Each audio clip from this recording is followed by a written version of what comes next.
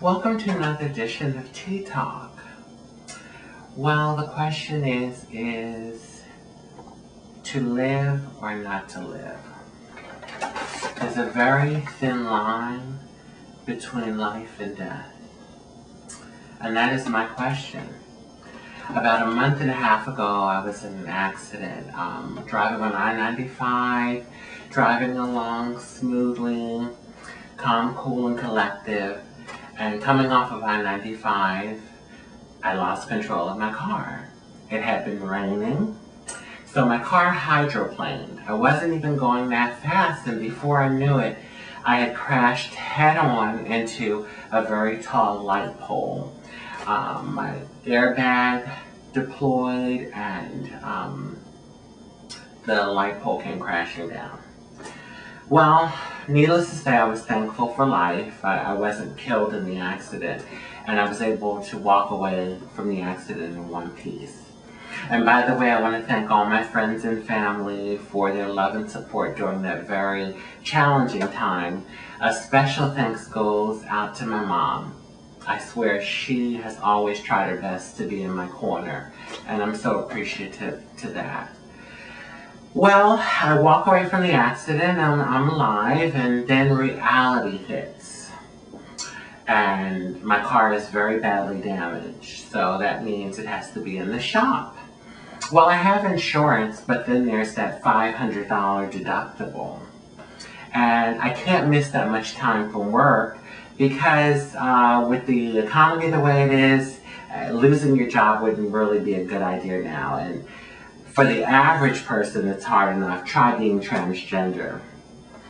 Okay, so then on top of that, I am part of the working poor in America. You know, someone that works their ass off 40 or more hours a week, and when they get paid, they pay their bills, and afterwards don't have much money for groceries or gas. But I need gas to get back to work, right? Back and forth to work. And I need food to keep my body going, right? I tell you, things just seem very unbalanced a lot of the time. Like when I walk to my refrigerator hungry, and there's no food in the refrigerator. But I still open the door thinking, okay, somehow magically food is gonna appear. And then as my stomach growls, I start to think about the billions of dollars that America spends on space research, and that a celebrity can do a 30-second commercial and get millions of dollars for it.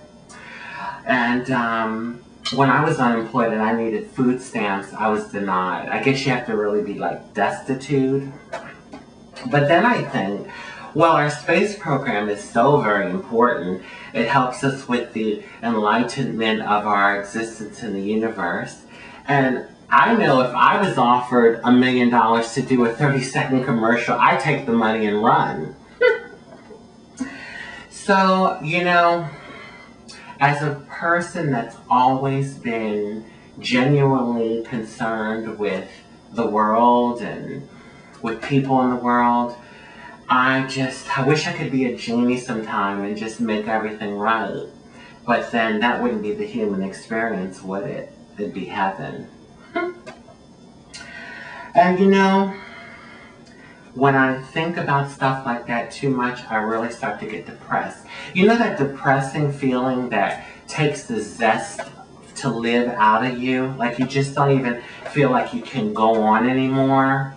You know, all you want to do is sleep and get away from the reality of things.